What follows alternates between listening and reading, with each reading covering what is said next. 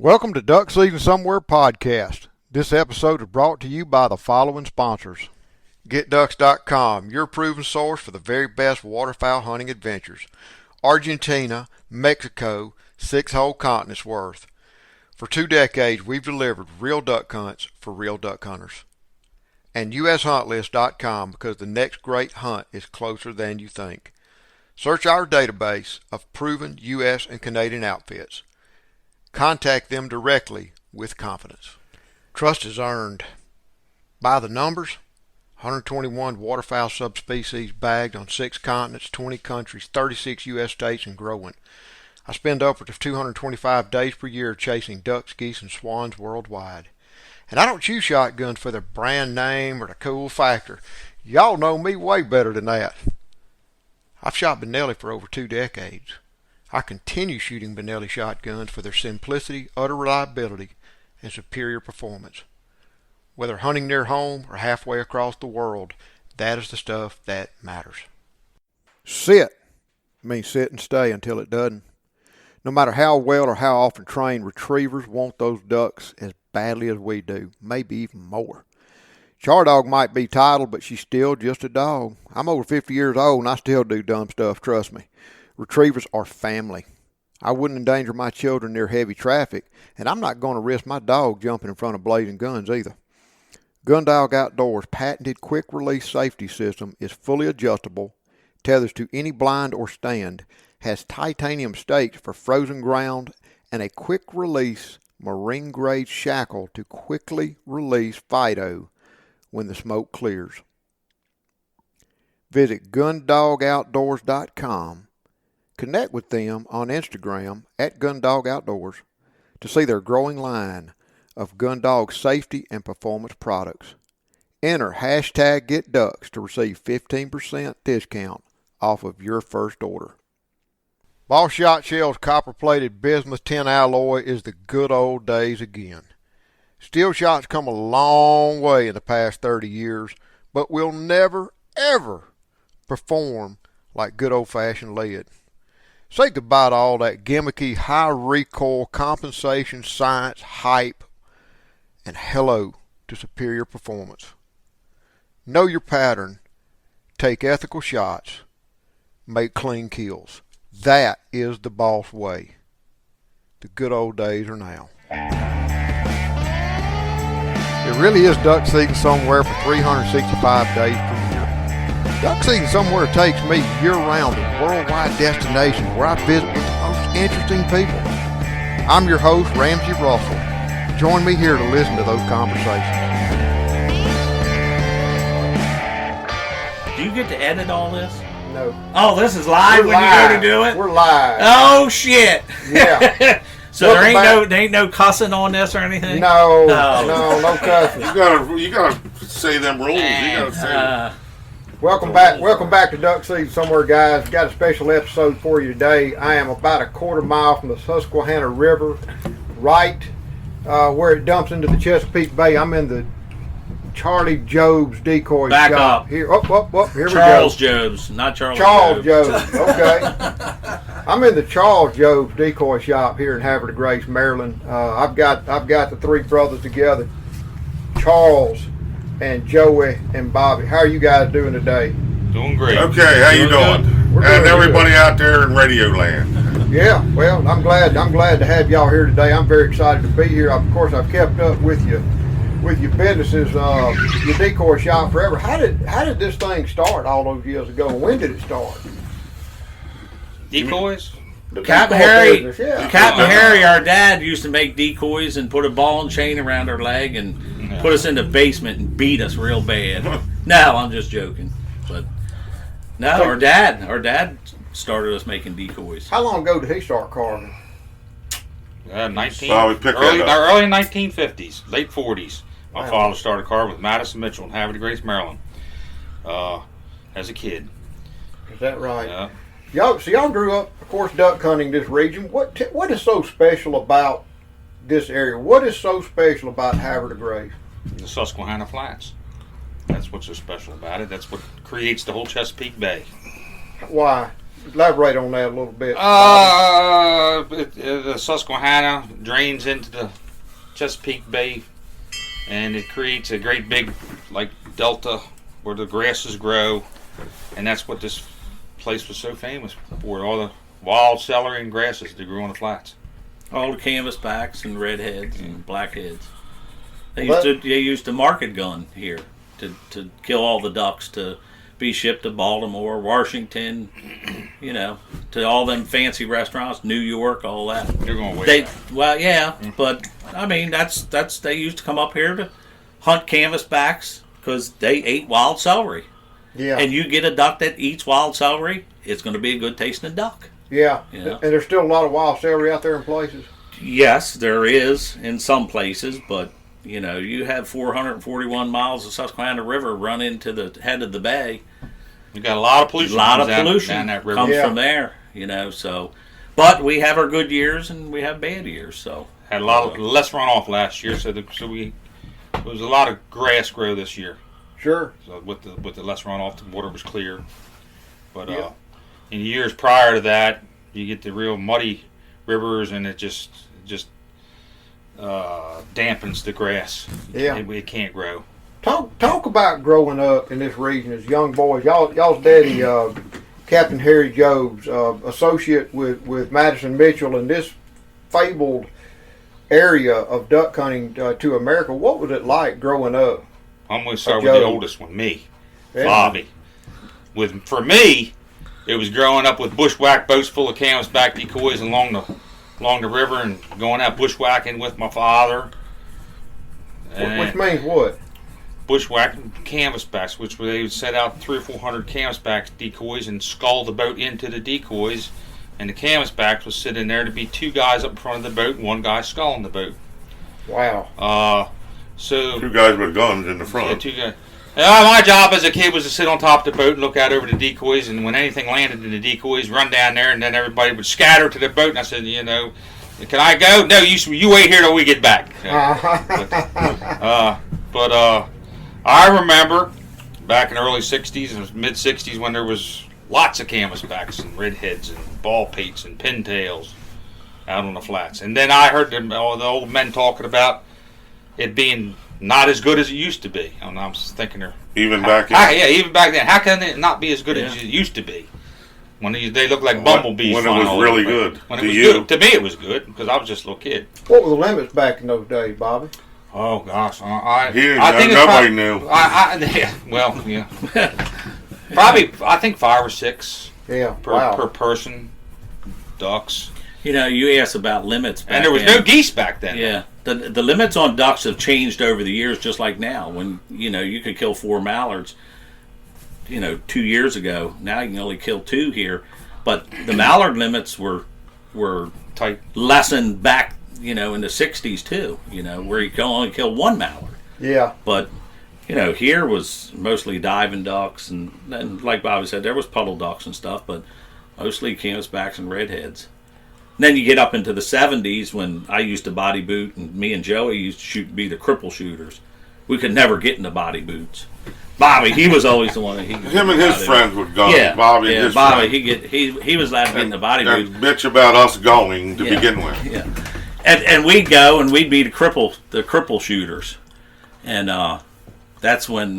we never shot flying ducks when we were kids. We always shot cripples swimming on the water. That's how you get started. Yeah, you get started that way. You don't have to lead them as far either. Right? Yeah. That's how you learn at first when you're. We don't. It's not like sitting in a duck blind. 9 years old. Yeah, but then body booting. The geese, their travel was different. The way they migrated and everything. But I remember sitting on the boat and Bobby being in the boots with whoever, and thousands and thousands of geese coming in the decoys, just circling around, and they come out 3:30 in the afternoon. Now you don't see bunches I'd of say thousands. One time on them flats there was probably 50,000 geese. Yeah. One time. Of course, they had sanctuaries way back when, and they didn't have bass boats running around 24/7 like you do now. Not everybody, these boats weren't developed. They didn't have 200 horsepower motors and all that stuff. If you had a 35 horsepower Johnson on the back of a aluminum boat, that's what you used. That's what there was. There wasn't none of these big boats, and and boats running all over the place. So the geese could rest, and they had places they could rest. Now you go on the flats. If you go out there in the morning, like Tuesday when it comes in, when the duck season comes in, I bet you there'd be 20 or 25 boats running around out there. 3:30, 4 o'clock in the morning. Well, that runs them ducks right off the flat. Runs them right in the bay. There used to be a time that you could only pass a certain line, right? Well, 3 o'clock, but that was for that was for the sink box. Sink box race. Because it took a big.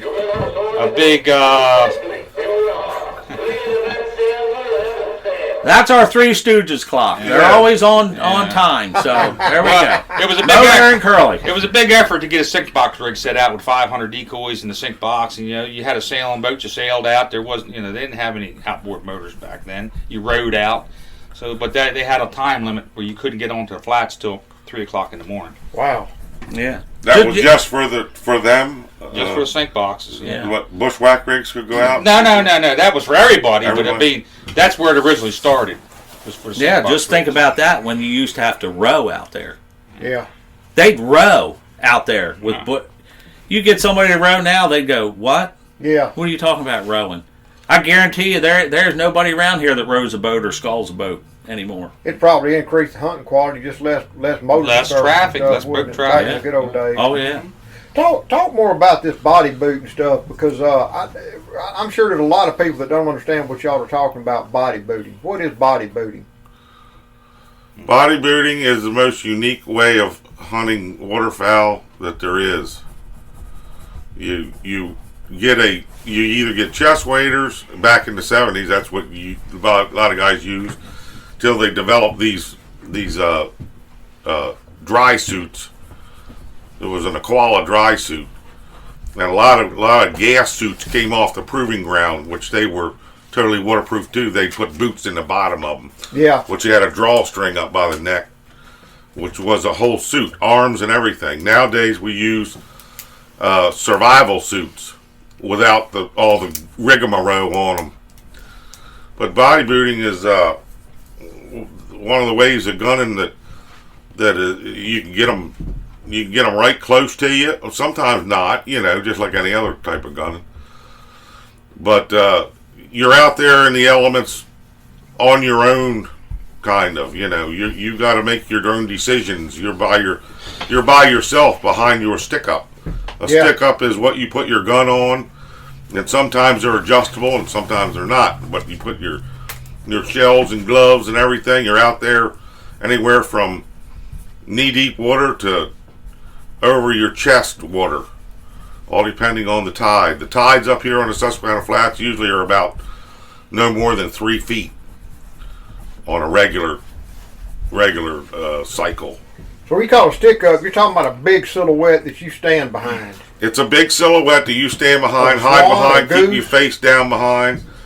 But recently I've developed and thought, the guys are behind the stick up to begin with. Why do you even need a stick up? And I tried to use just the box. The box nowadays is so important, especially for the people that we guide with the Chesapeake Sun Hunting and Fishing Outfitters. And I developed a box, just the box, which you have plenty of room to put shells, guns, gloves, everything into what you need, and that makes the guy get down a little bit lower and kind of hide just behind the box, because the box is about 24 inches by about 9 inches, and it's about 10 inches tall. So you got plenty of room to keep your supplies. You got room. You can put your gloves, your shells, your cup of coffee if you want. Everybody bitches about the room in the stick ups in the boxes. Yeah. So that's what we use now, just boxes. We don't. You're there anyway. You're being seen by the waterfowl. It don't matter whether they're looking at a guy hunched down behind the box or a big giant silhouette of a goose or a swan. You just got to stay still and move at the right times. What a lot of people do when they have the silhouette of the goose or the swan there, they want to stick their head up over top of the swan. Sure. They want to stick their head up. So you're up 6 or 8 inches above the silhouette anyway. Yeah. So you don't want that. So if, like he said, with the box, you're down to where you're going to try to stay a little bit stiller. How many decoys do y'all put out on an operation like that? Well, most bodybuilders use V-boards, frames, we call them. Yep. And either a swan rig or a goose rig, and supplement that with 50 or so full bodies and maybe 40 to 50 sets of frames. So you figure what you got 3 times, you got 150, and so you got a couple hundred decoys and another 75 to 100 duck decoys. You could stretch that out or make it as on the calmer days you would stretch it out so you can be seen longer or wider. Either way. Yeah. On the windier days, you gang them up more so you can be seen in the waves. I see. A lot of people don't know that, but you gang them up so you can be seen from a distance, and you look darker on the water in the waves. Your rig, itself. Are you trying to get the sun behind you, where they're more just dark silhouetted, or does it matter? There's no way to body booting is 360. Yo, really? Yeah, they may come from behind you. You got the wide ass open. If the wind's blowing, it's open water. It's open water. If the wind's blowing to your back, the flats is open and you water. got your decoys set up to where you think they're going to come with the wind to your back and come into the wind, you might turn around and go, "Huh, there's 2 black ducks landed behind me, or 2 geese, or you don't know." I mean, you'd be looking this way one time and then turn around and see something here, and then turn around and look again. They're right in the decoys. I'd heard that method of hunting was developed right here. It was right here on the Susquehanna Flats that method. Well, they developed that after they outlawed sink boxing. Sink boxing, yeah. Right, Bobby? Yeah. Bodybuilding. And they were trying to figure out how to kill the geese. There was no geese here in the 50s. Yeah, they were still killing the So divers. they were bushwhacking, and they tried putting a couple guys in the water to get the geese to come in so they could shoot them. Because geese won't sit in the decoys. Not for certain long. plays not for they long. will some, but not like canvasbacks and redheads are the main thing going to sit in the That's what y'all decoys. after anyway. See, and what Bobby's saying is canvasbacks and redheads would fly into a bunch of decoys when you were bushwhacking, and when you would scull the boat down on the decoys, then canvasbacks and redheads would set in the decoys until you got there, 20 yards away, and then you would jump them up and shoot them. But geese and mallards, they'll do it, but they ain't. Blackheads won't do it. Blackheads. We tried doing that one time. Blackheads won't do it. Me and Charles, we're down on Potomac River. We're going to go shoot. We're going to go stall on some blackheads. We're trying to get all the blackhead decoys together. We can go over to my father and shout, you're wasting your time, kid. I said, what do you mean? We're going to try it. You're wasting your time. We went down there and set all the decoys out. We couldn't get them blackheads to sit long enough. We'd start sculling down on them. They'd get up and fly out. You'd skull 10 yards. They'd swim out or fly out of them decoys. But canvasback will set and the redhead will set. Canvasback, redheads, ball pates sometimes. I heard my father say before the canvasbacks would sometimes go to the bottom end of the rig and go to sleep. They'll lay right there and go to sleep. I've seen it. That's where you want them, isn't it? You want them with your head under the wing, with their eyes closed. They'll swim to the lower end of the rig and go right, tuck their head right there. I've seen it. I've sculled down with my father. You look right underneath the curtains and you can see them canvasbacks just sitting right there. I was with my father one time. He's going to let me shoot one. I was so scared I couldn't pick the gun up. I was probably about 8 years old. I said, "You shoot it, Dad." He picked the plug to the skull and hole up. He said, "Watch this." Hit the boat and canvasback jumped up. He shot it with it. He always shot a double barrel 10 gauge from the stern. Oh, really? Yeah, that's what he always shot. What do y'all shoot today? Joey, what do you shoot? 10 gauge, 8 gauge? I shoot 8 gauge. I shoot the biggest gun I can shoot. Usually, not body booting. Sometimes if you're killing geese, but now limit's only 1. I mean, you're lucky to get your body booting goose. just sounds like it could be miserable.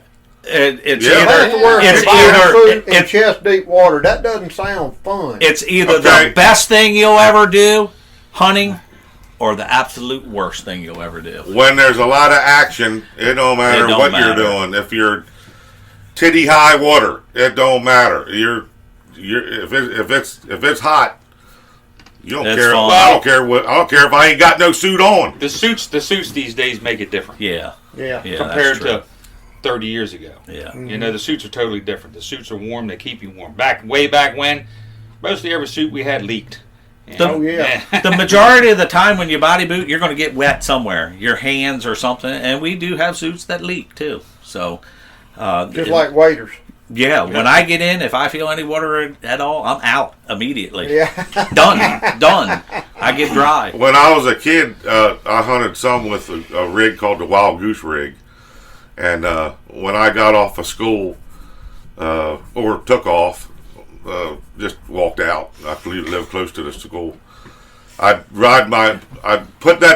hunted a lot with the 10 gauge double barrel that Bobby was talking about because my father had a shitload of shells down in his basement to fit that gun. They were 2 and 7/8 shells. Yeah. Wow. And so I had a lot of them shells because I'd cuff the shells from my father.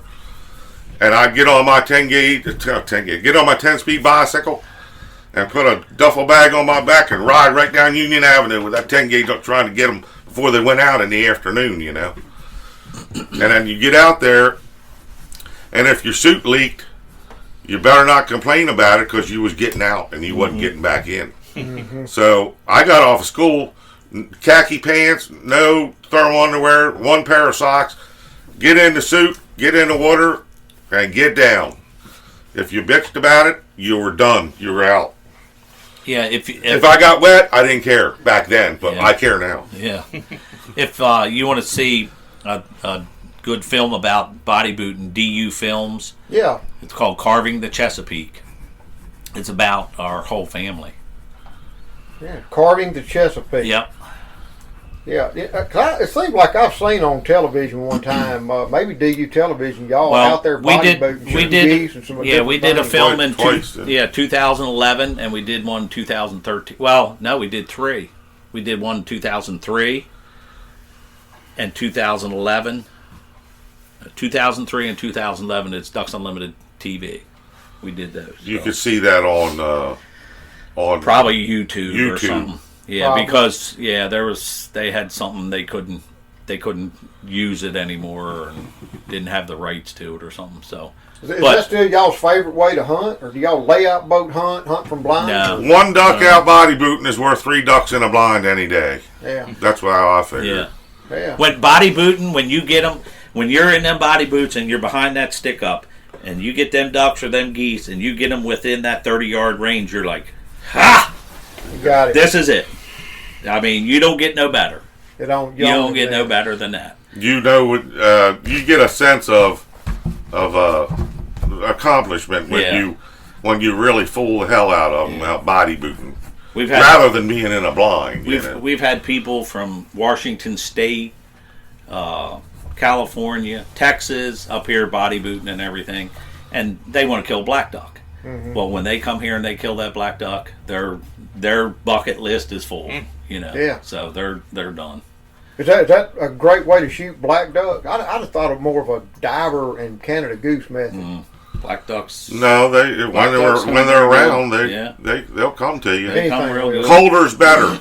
Oh yeah. Ice is good. Yeah. Nothing really. It's not real easy when it's when you're real successful. Usually you got ice floating through the decoys, you got guys coming out to break the ice with the boat, or you get up against some ice hammock that's formed out there, and when they could be up to 20 feet high, you know, and you're off the leeward side of it, and then the ducks are dumber when it's colder. Everybody knows that. I want to say you better be on top of your game. This ain't something just somebody wants to come try.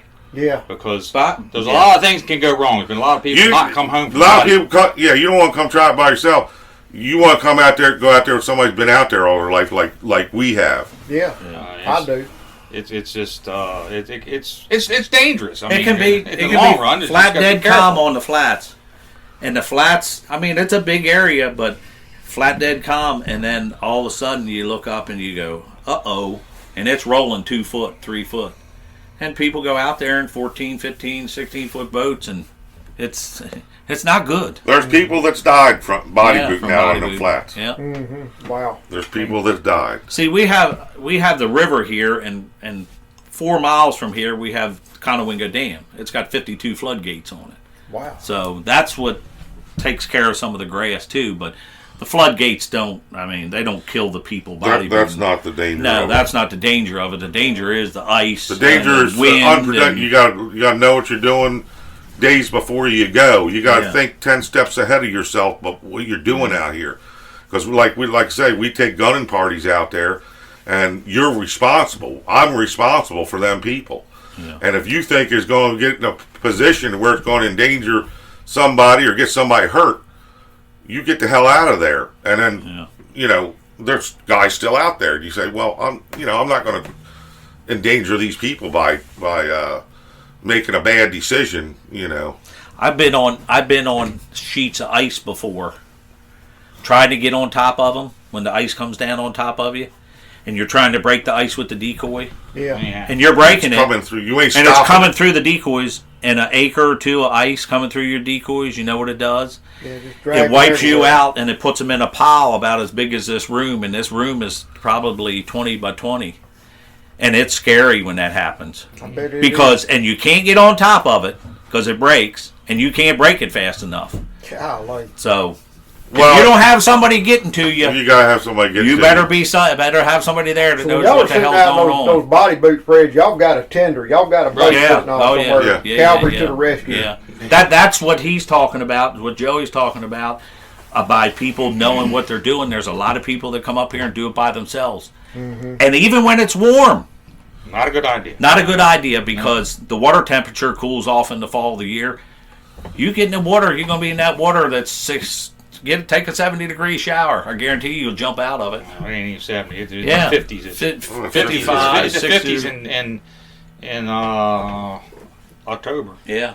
So it's not fun to be cold like that. So, Bobby, do you remember your first duck? Yeah. It was a coot. Oh boy. It was a coot. My very first duck was, but. I remember the first duck, like I said, the canvasback. My father took me bushwhack, and he said, shoot that canvasback. I was just, like I said, I was probably 8 years old, but I was just so shaken. It was just me and him. Yeah. But I remember, I can't say we were hunting, but where we were. But I remember bald paste, pintails, black ducks. Them guys shooting them by the barrel up bag sacks full. And I was probably 8 or 9 years old. My father carried me on the back of his shoulder into a marsh. But then, like I say, body booting out here. The weather's changed so much. I mean, I remember every day you'd be out there trying to break your weights out of the ice in the bottom of the boat if it froze in. Right. Now it's just like it used to get cold every winter, but now it gets cold for 2 weeks and it's done or something like that. I mean, weather has changed. I mean, and the geese changed too. There's not as many geese out there as used to be. I mean, that's changed though. That changed in the 90s. Mm-hmm. When the geese kind of like some of the farming practices have something to do with that also. The farmers don't. They're planting more crops that geese can eat in different places, like of course Pennsylvania. A lot of geese up in Pennsylvania. And a lot of geese up in Jersey, New Jersey. There's lots and lots of geese in Jersey. The thing about geese is you see them along 95. Yeah. In a grass along area roads. with a little pond next to it. You see they're in places 30, now 40, where you wouldn't think they'd 30, be. 40, 50, and that never used to happen years ago. Well, they weren't building them little runoff ponds along these roads like they do now. Yeah. Charles, do you remember your first duck? I knew you were going to ask me that. No, I really don't. It was probably a goose on the flats, just shooting cripples. Yeah. But first duck. No, that wasn't your goose. That was the guy that downed the goose. Well, you're right. I killed it though. Yeah. I killed it with 410 pump. Wow. That's what we used to shoot cripples with, 410 pump. I still got it. I'll tell you what I do remember, though, as a kid. I remember the excitement of the night before. Yeah. You always. Okay. Yeah. Getting my shotgun shells lined up, Yep. looking at them Peter shells in that nice colorful box with a mallard flying all over it, and getting my shells lined up and all my gun ready and everything. That was the whole thing to going hunting. You just, the day before, getting ready. It still kind of is. Yeah. When you say. Yeah. You just think, it's just like you're thinking about the day before, and you what can be, could be, and what you hope's going to be. Yeah. I remember my own shotgun when our dad bought us and Joey too, for Christmas bought us new shotguns, double barrel 20 gauge. And I got double barrel 410s. Yeah, and you talk about a 20 gauge, it'll bust your ass. I'm telling you. Oh, yeah, that I talked to your father and getting that for Christmas for you. I opened my box up. Is that where he bought them from? I opened my box up and I thought, I said, oh my God, I opened Bobby's present. Oh, it's going to eat for me. Yep, we got them the same time. I went outside my underwear, started shouldering that gun up in the air. Christmas So morning. he did buy him at Mitchell's? Right, yeah. Emerson Mitchell? Yeah. No kidding. I thought he got There- a shooter supply. No, we got them right here at Emerson Mitchell's. There used to be a sporting goods store right across the street from my house here. Before Dick's and Cabela's None of was them. in, and Bass Pro. Well, way back when you'd go to Western Auto, look at Western guns Auto. on the racks and That stuff I like can that. remember. I can remember that. Yeah. Even back home. Yeah. There was a lot of stores that sold ammo and guns. Yeah. and it wasn't- Yeah, it personal, wasn't like it is today. privately owned stores, yeah. Yep. Can y'all describe growing up in this area in terms of the decoys, the Madison Mitchells, and all the historic carvers, of whom your dad was one? What was it like? I mean, I'm just thinking when y'all were kids, it didn't seem like a big deal because everybody did it. Your dad did it, but now look at it. Now it's like this folk art movement or something. Well, you're right. Who were some of the people back then, and some of the stories y'all remember? As a kid, it didn't seem like it was a big deal because you're living it daily. Yeah. Paul Gibson. You're like a bird in a cage.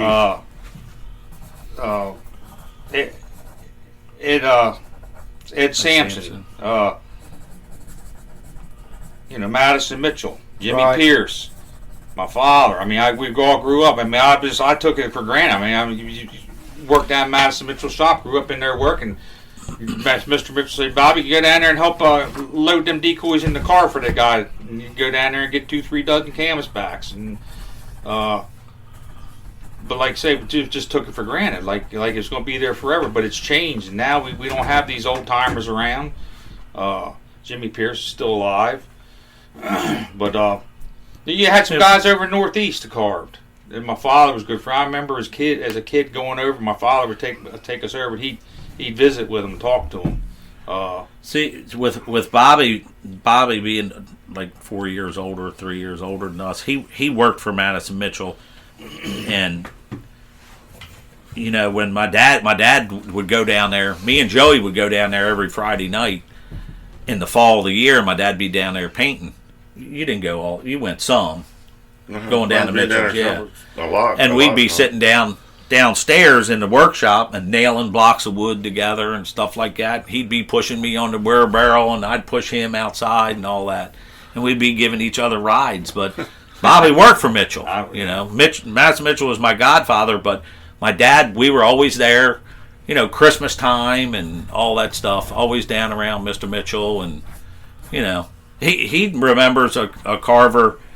He said Jim Courier chopping blocks. I remember Jim Courier, which he lived right behind the decoy museum. There was an alley there. I remember watching Jim Courier, seeing him chop a decoy in his shop when I was a little kid. It was just something everybody did. Yeah. Yeah. Just I know one under the museum. I thought there was a coffin under there one time. And we were kids, and there's a coffin underneath there. Well, now that years later, it was the inside of a sink box. Oh, that's what it was.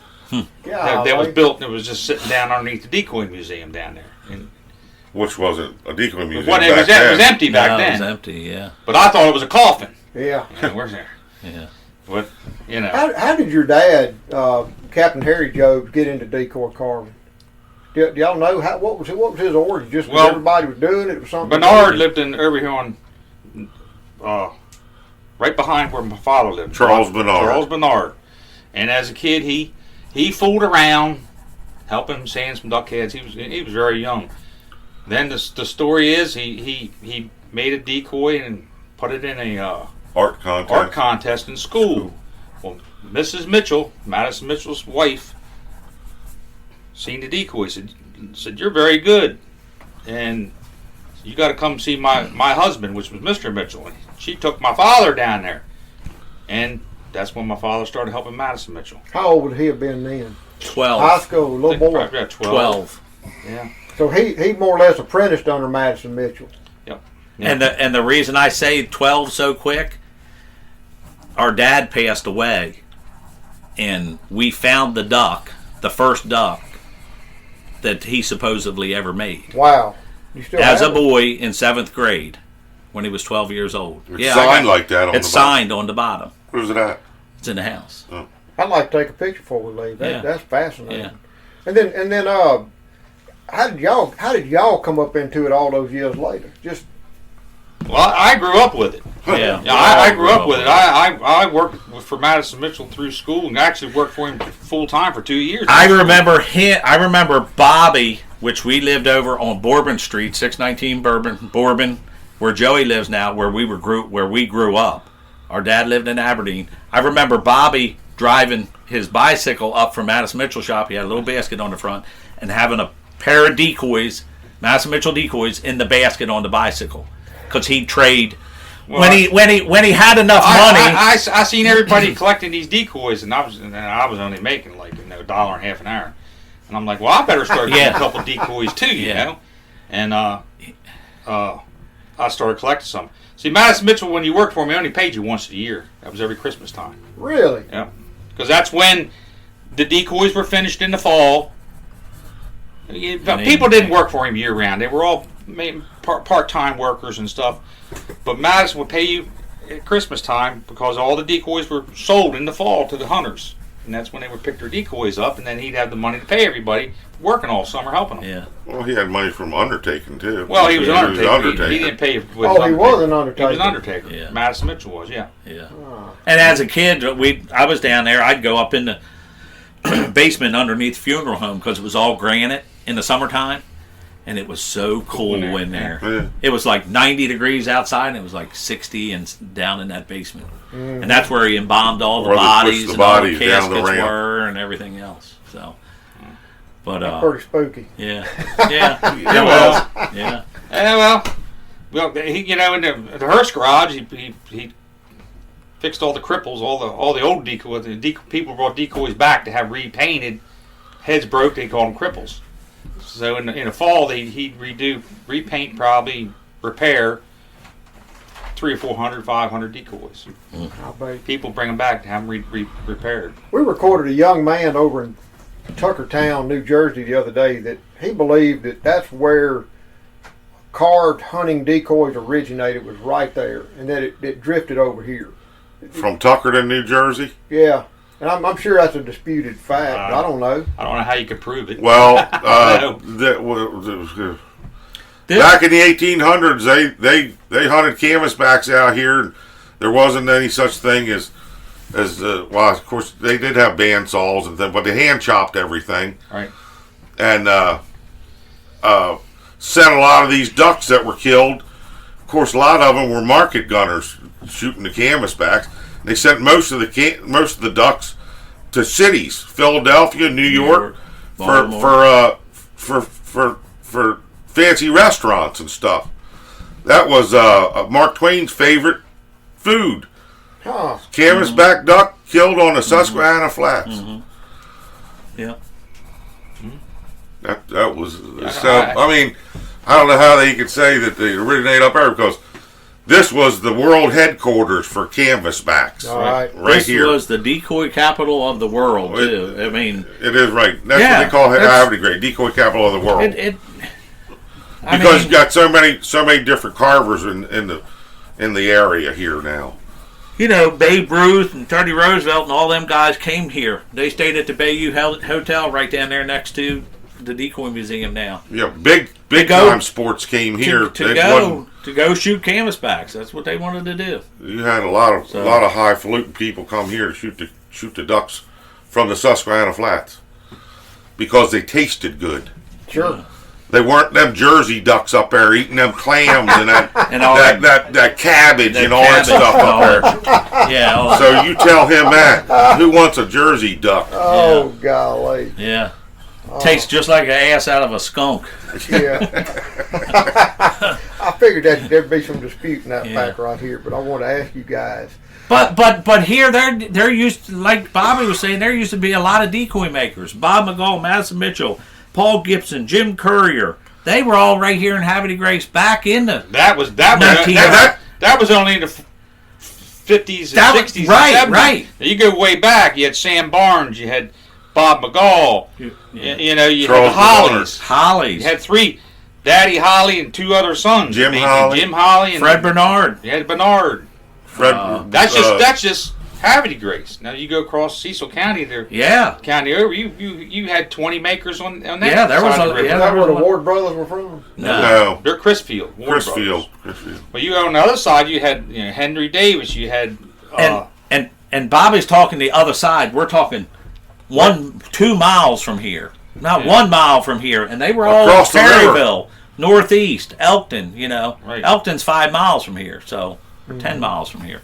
You're just talking about 2 counties in Maryland. Yeah.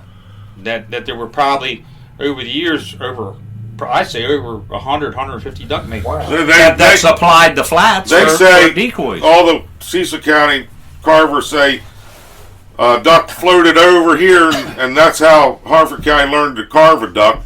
But one of ours floated over there, and that's how they learned how to paint a decoy. Yeah. Because the painters from Cecil County wasn't like the painters from Harford County. What was the difference? Ours were more pleasurable to the eye, They were feathers painted on the back of them, tail feathers. And stuff. Like mine. Mine are the most beautiful painted. No, they say mine are. They're the best. Well, Matter of fact, We I gotta go sell a pair of decoys right now. we all have our own technique, and it has changed over the years for sure. Be back. But where you going? I'll tell you, We'll be at the shop. nice decoy. Joey, in case you don't come back, tell me about your being a reformed duck hunter real quick. You told me when I walked in you were a reformed duck hunter. They're reformed. You said you didn't want to shoot 1 million ducks no more. No, like you say, if I don't kill another one, I've killed my share. Yeah. Because they paid like hell when I was younger. Yeah. All the waterfowl. But when you get in trouble, you kind of get your teeth pulled out of you. Your fangs pulled. Yeah. And you learn a little bit more. Back then I figured, well, I'll just put all my hunting tickets and charges under just the cost of doing business. Well, they don't play that game no more. Right. They want to put your ass in jail. Oh yeah. Bigger than a drug dealer, a murderer, or anything else. They want you. They want to make an example out of you. And I've been made an example out of a couple times. Mm-hmm. And I don't want to do it no more. Uh-uh. No. I'm not going to get into particulars of it. Steaks are too cheap. You can buy them at the grocery store. That's right. But the memories of doing that are better than anything you'll ever do in your lifetime. When you sit there at school and look at the book The Outlaw Hunter, and you're just sitting there dreaming the whole afternoon when you're supposed to be in math class, then that's when he gets on his bicycle, rides down to. Well, back then, market gunners and people that hunted, my dad, they were heroes. They were heroes. Right. These days, you're a criminal. If you do anything like that, and we really it's like this. The more you cross the street, the more apt you get hit by a car. Yeah. If you don't cross the street, you ain't gonna get hit by a car. I go out and I try to do the best I can within the law, within the limits. But that involves crossing the street a lot, Yeah. So you still might get struck by the car a little bit, but it ain't getting killed by the car. Yeah. A lot of guys I gunned with over the years, them geese that keep coming in the decoys. Come on, we'll shoot some more. And ducks keep coming in. I said, you want to come back tomorrow? So yeah, I want to come back tomorrow. I said, let's leave now then. That's right. So that's right. basically what it is. Times have changed. Are all three of y'all carved decoys? Yep, for a living. All three carved decoys. Or what are the similarities between y'all's paint jobs and the differences? Do you each have your own, or do you follow kind of your dad's? You can tell. A lot of people can't tell the differences that are new to collecting decoys or something like that.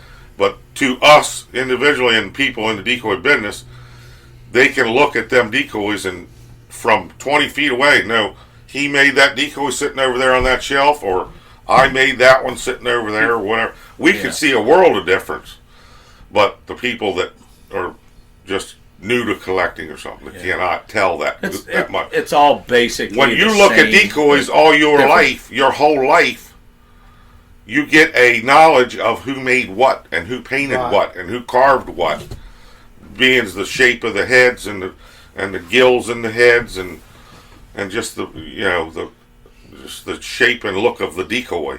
Yeah, there's 10 different decoys in this shop right now that my dad made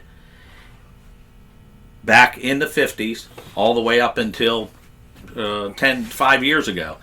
And you'll look at him and go, he didn't make that. Yeah, he did. They're different, yeah. Completely different. Mm-hmm. Completely different. So, everybody has a little bit different style, but everybody has basic same style. He's got his own little niche little or whatever. nuance. Yeah. I'll be back. Things that he does.